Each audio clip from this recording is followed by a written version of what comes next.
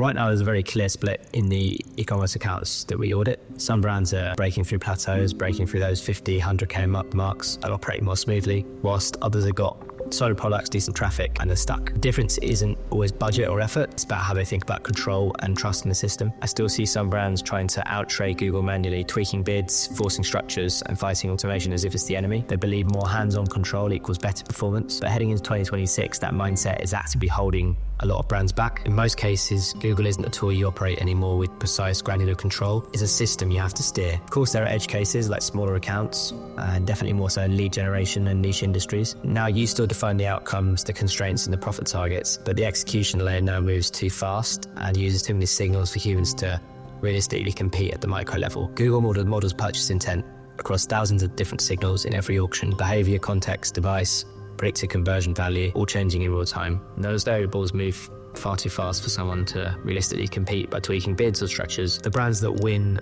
accept that shift. They stop micromanaging the auction and they move their control up the chain. So they define the outcomes and the constraints and the profit targets, and they let the system do what it's actually built to do. I'm Zach. I manage millions in ad spend for e-commerce brands, and we've helped take e-commerce stores right from 0 to 50K a month in spend by leading into automation with the right guardrails and not resisting it. And yet, even now, I still have clients pushing back, clinging to manual control, running accounts like it's still 2019. Back then, competition was less.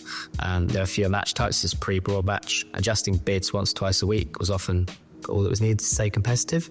That word doesn't exist anymore, and today auctions shift hour by hour. Competitors are using automated bidding and profit signals in real time, and Google is optimizing across signals that you never even see.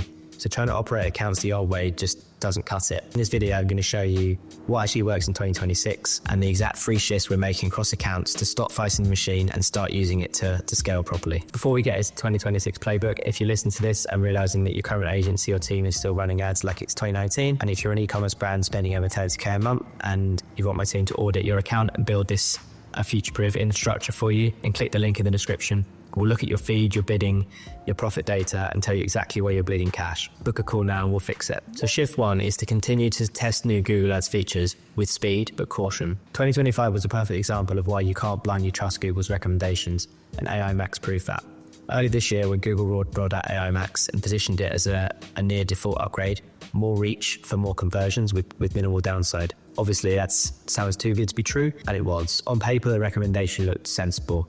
In reality, the outcome depended entirely on the size of the account, structure, the data quality in the account, and the intent of traffic. For shift 1, as Google pushes more towards automation with its AI Max feature, with broader matching of search terms, with default recommendations and automatic creative for certain placements, we have to rein that in. So we have separate test campaigns, limited exploratory budgets, aggressive negatives across the account in order to protect our core performance, and so that we can test with speed, but at the same time allow some caution. Shift 2 is definitely fully embracing the new guardrails that Google has brought in on some of the previously black box solutions. So in 2025, Google finally listened to advertisers and brought back some control on Performance Max, which people have been complaining about for years, that it felt too much like a black box solution and you had to just trust it blindly. You couldn't easily see where your budget was being spent across channels, and if it made decisions you didn't want, then that's tough luck. That was just how it was. So 2025, Google rolled out the better transparency in Performance Max reporting, so you can now actually see channel level breakdowns by asset group, and it gives you that downloaded reports as well. So you haven't got to guess anymore which placements or creative types are actually moving the needle, or have to use like third-party scripts. You can just see that. Negative keywords at a campaign level. After years of only being able to exclude terms via account-wide exclusions, Google have now introduced campaign-level negatives in Performance Max and increased the limits there, giving you much closer control like you would have in a search or a shopping campaign, allowing you to easily segment out keywords which you know are poor performing, and better protect against brand terms or other relevant traffic. Expanded search terms and input-driven signals. So Google also doubled the limit for search themes per asset group. It's a really great way of adding in high-intent queries, which you know, and feeding that data into Google. The other one that we really like is demographic and device controls for lead gen accounts, smaller accounts where you know their niche adding in those other layers around age and demographic is proving really, really useful. Why this matters for you. So for years, Performance Max was criticized for being like super opaque. So it was like, we set the goals, we feed it assets, and then just sort of hope for the best. And we just leave a lot of those decisions to Google. And these changes at Google sort of saying to us, here's the AI, here are the levers you can pull to guide it if you know how. And now you can much better protect your high intent terms with negative keywords rather than surrendering them to the AI. And you can give the system much better direction with search themes as well, rather than leaving it to guesswork. And also you can report a lot better across channels rather than relying on aggregate. So in short, what we're seeing this year is Google actually is bringing some control back towards advertisers, but only those who actually pay attention and use the guardrails. This isn't about wrestling automation, it's about steering it with smarter inputs. So that's the core shift of point 2. Overall though, channel placement is useful, but it doesn't give you a breakdown of search and shopping. And just a note to make sure to use the right display and Gmail asset sizes, as Google will serve your ads there. Shift 3 is continuing to integrate AI into client accounts and move faster. And here's how we're using AI across all of our client accounts to both speed up the generation of the work and the quality of the work. So you've got 3 layers here. You've got layer 1, which is the decision support.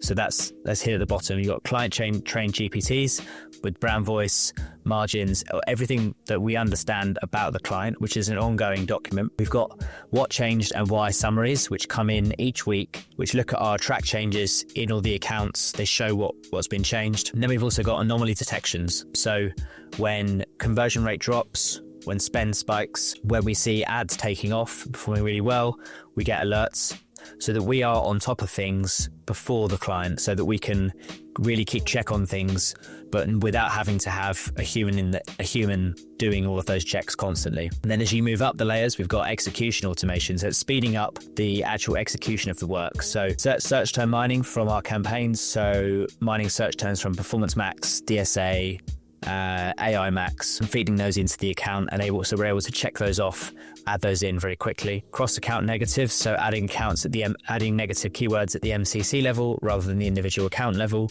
and then labeling products by performance, automatically adding in custom labels depending on seasonality, product performance, etc. And then the third layer is like a monitoring and protection, so ensuring that we find out when things change as quickly as possible. So alerts on budget pacing versus our plan, CPA and CPC spike detection, and feed health scores fed back to us each week, so that we're constantly on top of things, but we're not having to go in and manually check these things each week. It's taking the work that's quite repeatable, putting it into a workflow, and then semi-automating it. So there's still a human in the loop, and there's still a human making these decisions, but the AI is really, really helping us operate at a much more efficient scale. So I put together a 2026 Google Ads optimization checklist. Click the link in the description, drop your email, and I'll send it over.